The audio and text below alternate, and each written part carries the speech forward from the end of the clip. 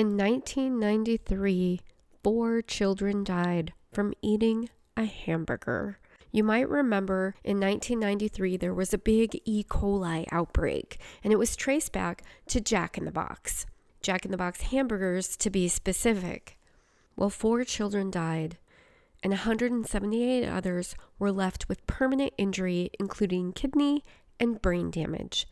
What you might not know is that an internal memo revealed that Jack in the Box corporate was aware that there was an issue with undercooked burgers. Yet, even after 4 children died, there were no criminal charges. Welcome to the Women Rock in Midlife podcast, soulful wellness to elevate your second act. You deserve to deeply love every moment of your life, living your best life with pure joy, optimal health and abundance, with the energy, time, and inner peace to savor experiences with your loved ones and with yourself. Hi, I'm Jen Kunkel. Join me on this soulful journey to complete wellness in midlife and beyond. I was watching this documentary a while back called Poisoned: The Dirty Truth About Your Food. I also referenced this in episode 12, where we're talking about risking death for weight loss. Okay, so I'm watching this documentary and it talks about several different things, and one of them was this Jack in the Box incident in the early 90s. I vaguely remembered this happening and where kids died from eating hamburgers, were little kids. At the time, I didn't really think too much about it because I was, along with everybody else, a walking zombie in my routine, thinking about my own stuff. Well, I'm watching this documentary recently and I'm thinking, what happened with that? Especially if they were aware, why were there no criminal charges filed? That seems wild to me. You trust that food manufacturers and government agencies are going to protect your safety. These parents, I can only imagine, I really can't imagine how they must feel. The guilt, the anger, the frustration, the fact that their child died simply from eating a hamburger. They're trying to feed their children, and they trusted that this food was safe to eat and safe for their kids. So the reason that it was kids that died and older people had just other issues and didn't die is because kids are so small, so the bacterial infections actually affect them more dramatically. Just like dose of medicine is going to affect a kid more, for the same dose, so you have to cut back a dose.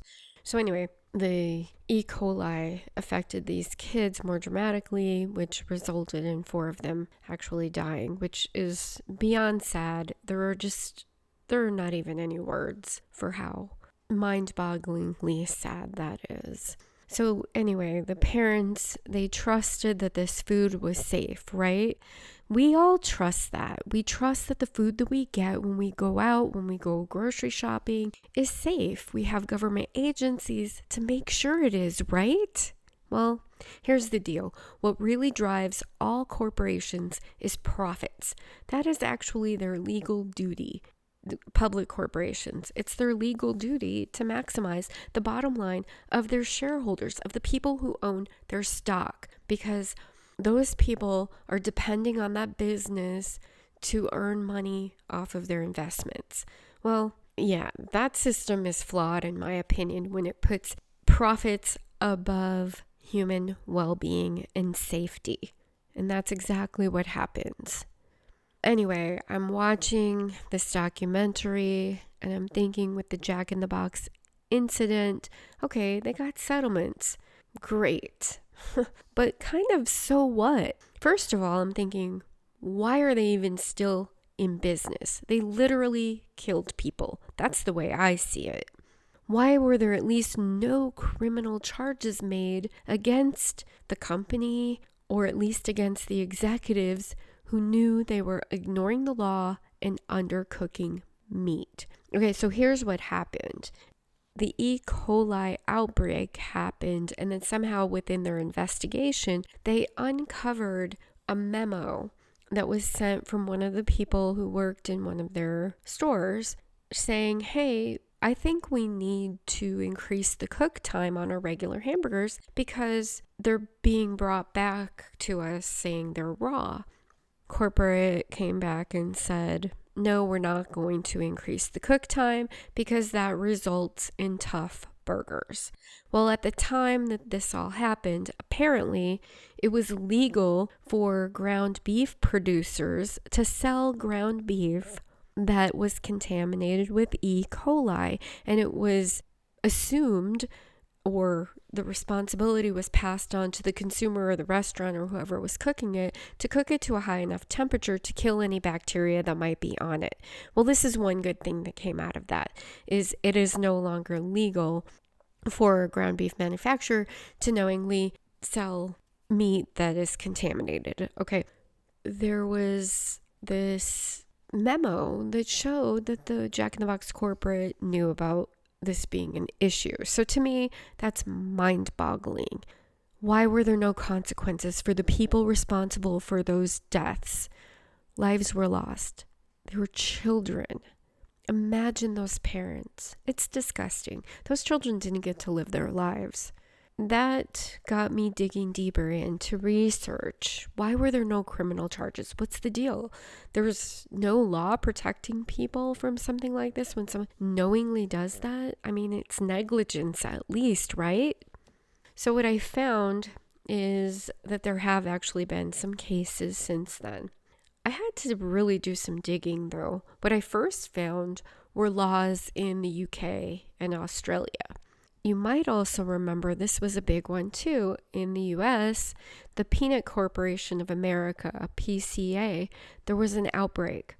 It was Salmonella typhimurium. I don't know if I'm saying that right. Anyway, a salmonella. It was affecting people all over the place. It was totally widespread. They didn't know where it was coming from at first. There were ultimately 714 people infected that they know about, across 46 states. I mean, that's a lot. And it was over the course of 7 months. About 24% of those people were hospitalized, and there were possibly as many as 9 deaths that they traced back. So it's a little vague because it was so widespread, and they were tracing it back, right? And what they found is that these packages that were used in institutions like hospitals, schools, etc., were contaminated. So they thought it was something with that supplier, I believe, or the packager.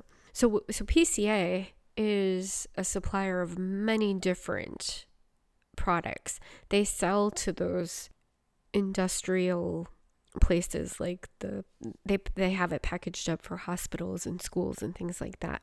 They also sell to other manufacturers, like manufacturers of those little peanut butter crackers that kids love to eat, right?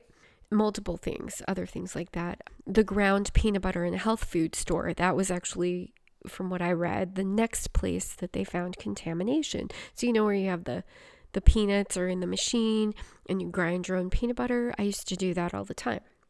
So they found it there, then they found it in the peanut butter crackers, and then they found it in some other products, including pet foods, some pet foods and pet treats.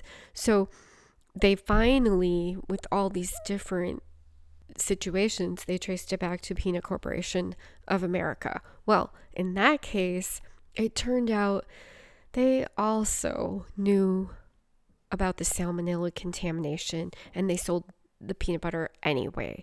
So what ultimately happened is 3 executives were convicted and sentenced by a U.S. district court judge. 2 other employees had pled guilty, and they testified and cooperated in these other 3 cases.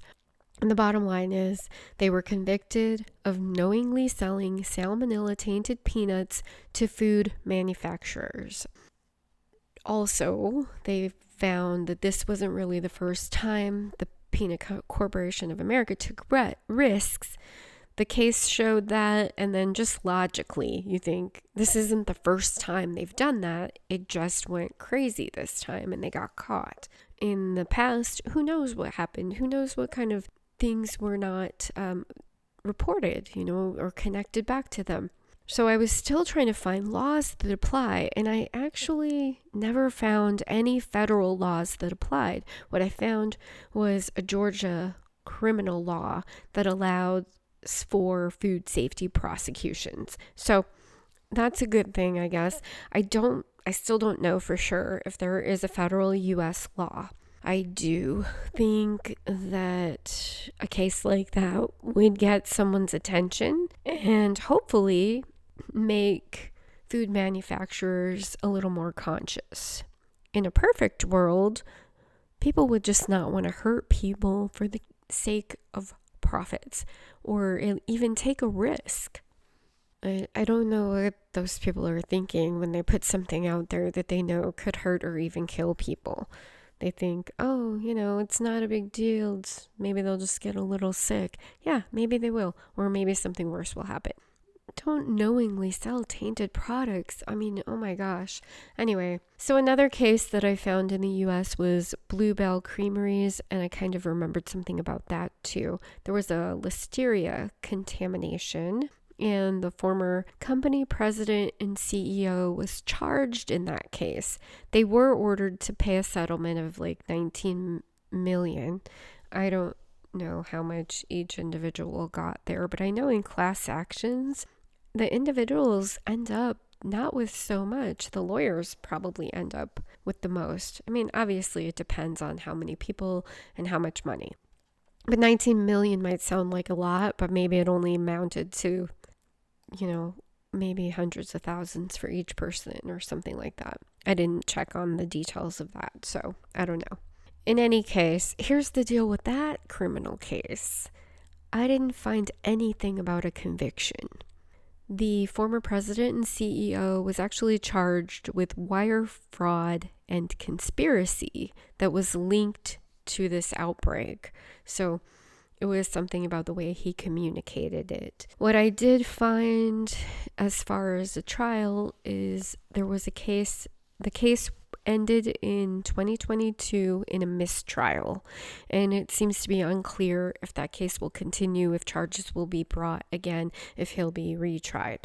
So the mistrial was because the jury could not decide. They couldn't unanimously decide guilty or innocent. So that's what happened there, and it seems like maybe that just, kind of floated away into the mist, into the ether. People forgot about it and moved on, so let's just let it go and move on. I don't know. What I did find also was in other countries besides the US is that there are some food safety laws with a little more teeth than what we seem to have here. I mean, that Georgia law seems to have some teeth because those PCA executives were sentenced to, one had 5 years and one had, I want to say it was about 28 or something. It looks like I didn't write that down. That Georgia law seems to have some teeth. And I'm not really a big fan of using laws and regulation and government to enforce things. It would be wonderful if people would just do the right thing in a perfect world, right? In the UK, there is a Corporate Manslaughter and Corporate Homicide Act of 2007. So that went into effect in the UK in 2008. So it's no new safety laws or legal obligations. It just made it easier to convict an actual company, because in the past, to convict them of gross negligence or manslaughter, a person that was considered to be guiding or controlling mind of that company needed to be convicted of that same offense. So that worked for smaller companies, but it wasn't really working for the larger ones, the big corporations that didn't have one person that was considered to be the guiding force behind that company. So it was really hard to get accountability with that.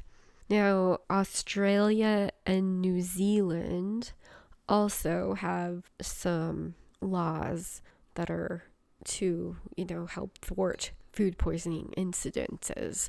And, you think of food poisoning and you think, oh, it's not a big deal. You just get a little sick, you don't feel good. Yeah, it's really bad, and it can get worse. It can be worse for young children, as we've seen, and the elderly, because their immune systems are not the same. Their bodies are not the same. Children are still developing. Elderly people might have other health issues that food poisoning is going to just push them over the edge, and that's it. There's no going back. So what do we do about this? I mean, I'm really just talking about this today for awareness. Just be aware, pay attention, take more care in where you're getting your food. If you can produce your own food as much as possible, huge advocate of that, of course. And then if you are not able to do that, find local farmers that you trust, that you can get food from. My aunt has a neighbor, at least did, where when I was staying with her in Wisconsin, I wanted some organic produce, and it was someone that didn't live very far from her. She knew them. We called them up and said, hey, do you have this, this, and this?